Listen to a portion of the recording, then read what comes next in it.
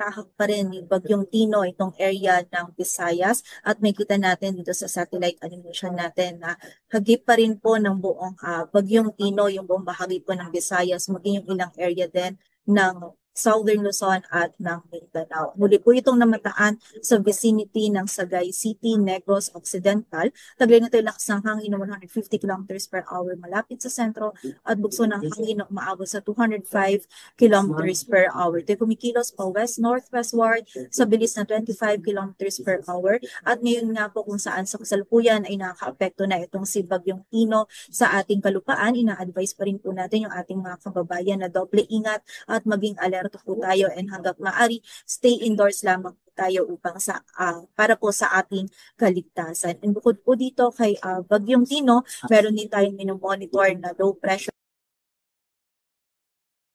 huling namataan sa line 2,085 kilometers east of northeastern Mindanao. Within the day, posible na din po itong ma-develop at maging isang ganap na bagyo at posible po itong pumasok sa loob ng ating area of responsibility by weekend. But for now po, ay wala pa itong epekto sa anumang bahagi ng ating bansa. And bukod po sa mga weather systems na ito, itong shear line ay nakaka-apekto pa rin dito sa may silangan ng Southern Luzon, particular na po yan dito sa may Aurora at Quezon, kung saan dyan po sa mga areas na yan ay magdadala din ito ng hanggang sa malalakas na pag-ulan, pagkilat at pagulog. Kaya naman pag-iingat para sa ating mga kababayan.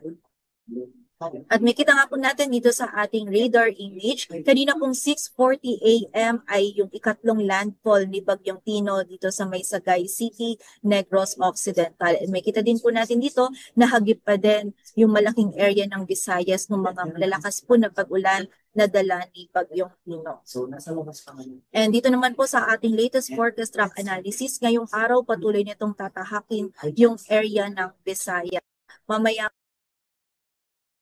lalabas ito ng ating landmass, and then bukas naman ng gabi or ng early morning ng Thursday ay lalabas na po ito dito sa ating area of responsibility. But for now, makita po natin itong area natin under our red shaded circle. Dito po mararamdaman yung pinaka malalakas na hangin na dala ni Bagyong Tino. Kaya naman po, pinag-iingat pa din natin yung ating mga kababayan dyan. And also, kailangan po natin muling i-consider pa rin yung buong bagyo kung saan ito namang yellow shaded circle natin. Nandito din yung mga malalakas pa na hangin na dala po ni Bagyong Tino. So generally, ngayong araw, yung buong bahagi po ng Visayas and ng Southern Luzon, yung southern part po nito, maging yung northern part ng Mindanao, patuloy pa rin po makakaranas ng epekto ni Bagyong Tino. In terms of intensity naman, kahit po nagkaroon na ito ng land interaction, bahagya lang po yung paghina nito, but within typhoon category pa rin. So pinaka malalakas hanggang sa mapaminsalang hangin pa rin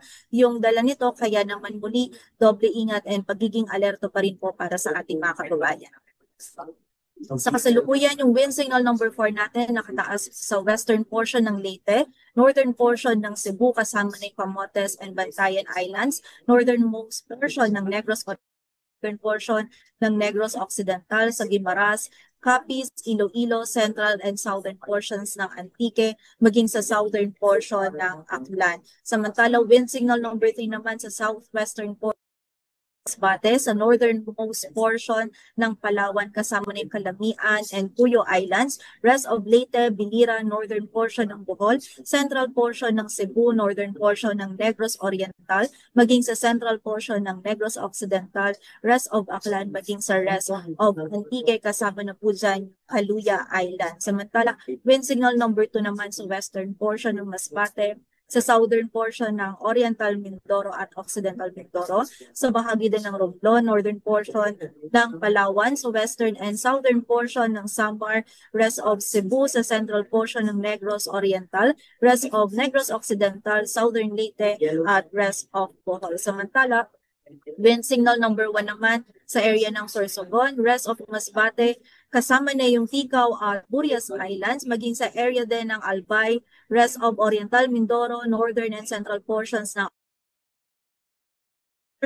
Quezon, southern portion ng Marinduque, central portions ng Palawan, kasama na yung Cagayan Silio Island. So dito po sa mga areas na nabanggit natin, makakaranas po sila ng malalakas hanggang sa mapaminsalang hangin pa din na dala ni Bagyong Tino. Lalong-lalo na po itong mga areas under wind signal number 3 and 4 kung saan yan po yung mga areas na malapit sa center track nito ni Bagyong Tino. Kung saan yung areas po na malapit sa sentro nito, nandun niya yung pinakamalalakas po na hangin na dala nito. But generally, lahat po ng areas na nabanggit natin under wind signals, doble ingat pa rin po and pagiging alerto para sa ating mga kababayan. Also, meron din po tayo nakataas pa na wind signal number 1 sa area ng Northern Samar, Eastern Samar, rest of Samar, and Negros Oriental, maging sa Siquijor, Dinagat Islands, northern portion ng Surigao del Norte, at sa area din ng Camiguin. Samantala, bukod po dito sa hangin na dala ni Bagyong Tino, yung amihan po natin, magdudulot din ng bugso ng mga malalakas na hangin sa Cagayan Valley, Cordillera Administrative Region, Ilocos Norte, Ilocos Sur, Central Luzon, Metro Manila, Calabarzon, maging sa area din ng Mimaropa, Bicol Region, Sarangani, Davao Occidental at Davao Oriental. And magpapatuloy po itong mga bugso ng mga malalakas na hangin ito bukas and by Wednesday. And para naman po sa mga malalakas na pag-ulan, more 100 meters of rainfall for today, yung posible po maranasan sa Antique, Iloilo, Guimaras, Occidental. Of Masbate, Sorsogon, maging sa Dinagat Islands at Surigao del Norte, and 50 to 100 naman sa Occidental Mindoro, Camarines Norte, Camarines Sur, Catanduanes, Casamis Oriental, Agusan del Norte, sa area din po ng Surigao. Samantala,